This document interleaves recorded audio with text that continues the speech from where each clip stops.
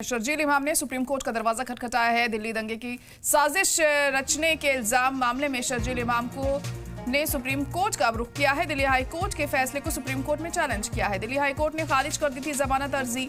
दिल्ली दंगे की साजिश रचने के इल्जाम में यूएपीए के तहत जेल में बंद है शर्जील इमाम और कई मुस्लिम नौजवान। साल 2020 में उत्तर पूर्वी दिल्ली में भड़की थी हिंसा और उसी से जुड़ी बड़ी साजिश केस के अहम आरोपी शर्जील इमाम ने एक बार फिर अदालत का दरवाजा खटखटाया है।